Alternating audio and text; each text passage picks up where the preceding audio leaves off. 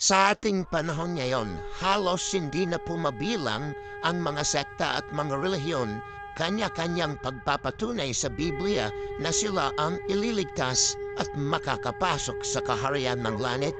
May manayba na nagsasabi hindi na kailangan ang relihiyon dahil ang relihiyon ay hindi daw makapagliligtas. Bagos ang makapagliligtas sa tao ang pagkakaroon ng relasyon sa Diyos. Ngunit kung tatanungin mo naman sila kung saan mababasa sa Biblia na ang kaligtasan ay ang pagkakaroon ng relasyon sa Diyos, ang totoo ay hindi naman po nila mababasa sa Biblia.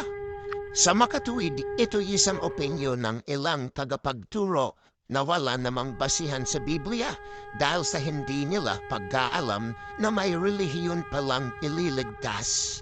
Saan mababasa? Ezekiel 34:22, kaya't aking ililigtas ang aking kawan at hindi na sila magiging samsam at ako'y hahatol sa tupa at tupa.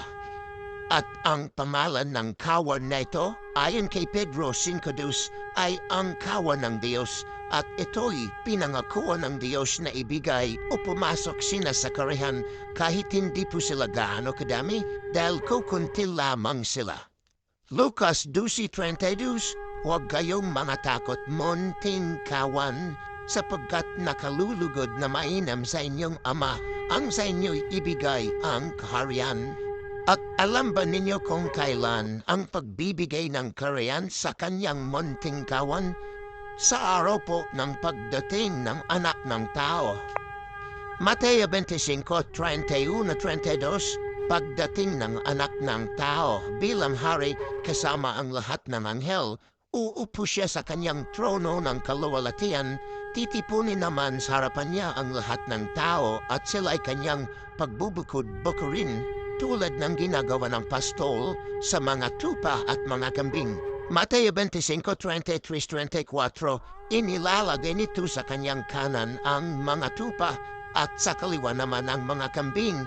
Kaya't sasabihin ng hari sa mga nasa kanan niya, halika kayo mga pinagpala ng aking ama, pumasok kayo at tanggapin ang kahariang inihanda para sa inyo mula pa ng likhain ng daigdig.